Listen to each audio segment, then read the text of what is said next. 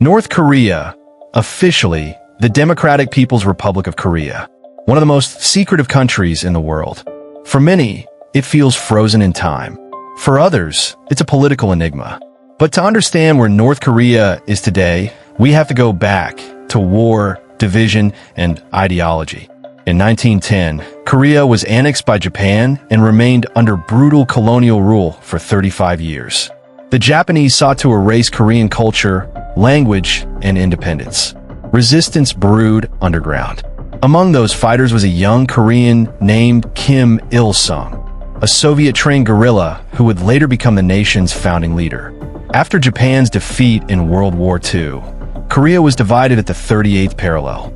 The Soviets occupied the north, the Americans the south. What was supposed to be a temporary division turned permanent.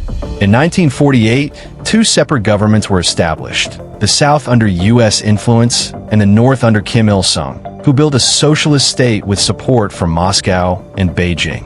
In 1950, the Korean War began. Kim Il-sung invaded the South, seeking reunification by force. What followed was a brutal 3-year war. Millions died. Cities were flattened. The U.S. bombed the North extensively. Some historians say more than it bombed Germany or Japan. When the armistice was signed in 1953, the border returned to the 38th parallel. But the wounds never healed. To this day, the war has never officially ended. After the war, Kim Il-sung crafted a state centered on one principle: Juche, a mix of self-reliance, nationalism, and socialism. The government controlled all industries. Religion was replaced with worship of a leader.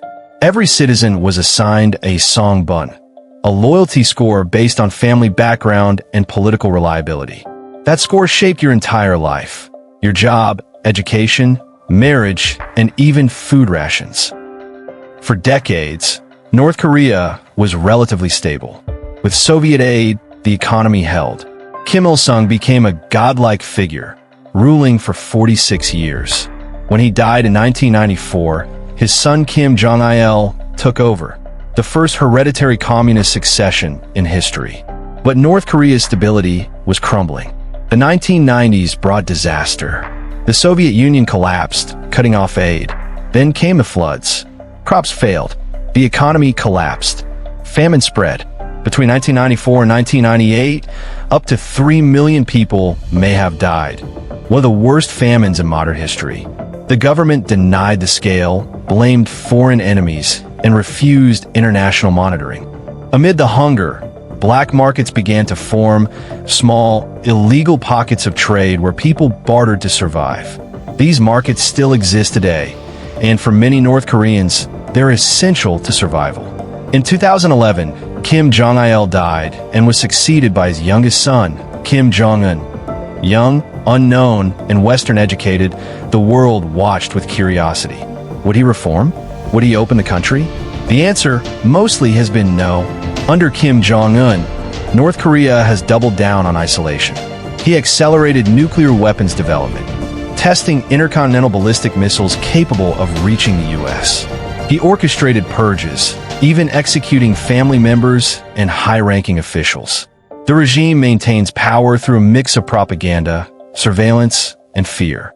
At the same time, he modernized parts of Pyongyang, building skyscrapers, amusement parks, and luxury stores.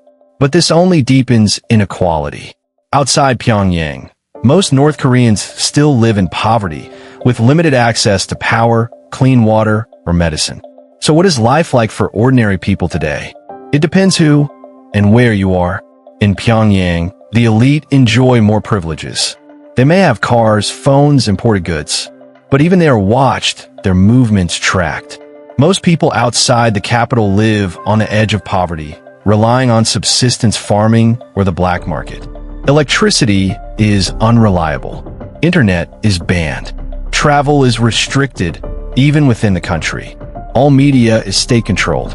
The news praises the leader daily, blames outsiders for hardship, and paints the U.S. and South Korea as constant threats. Children are taught to revere the Kim dynasty from a young age. Their portraits hang in every home. Citizens must bow before them and clean them regularly. Failure to do so can be punished. And yet, there's another side to this story. Despite the regime's grip, cracks are forming. Smuggled flash drives with foreign movies, South Korean dramas, and even K-pop are sneaking into the country from China. A new generation is secretly watching and wondering. People are beginning to see a different world and ask dangerous questions. Some dare to escape, but it's not easy. The border with South Korea is the most heavily militarized in the world.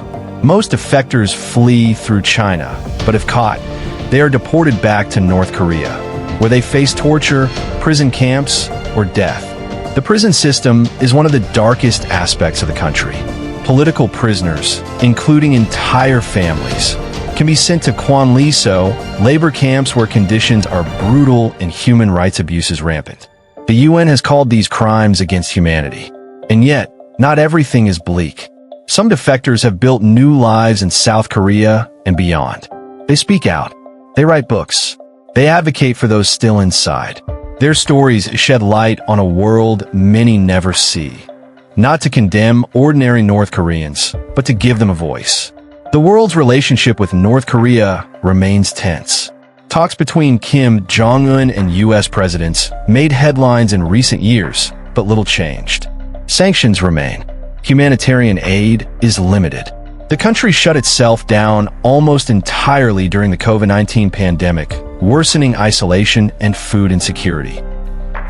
Today, North Korea is facing new challenges: a struggling economy, growing inequality, international pressure. But the regime survives, not because the people are happy, but because they are afraid, and because the outside world has not yet found a path forward. So what does that leave us? North Korea is not just a threat. It's a tragedy. But also, it's a country of real people with real lives.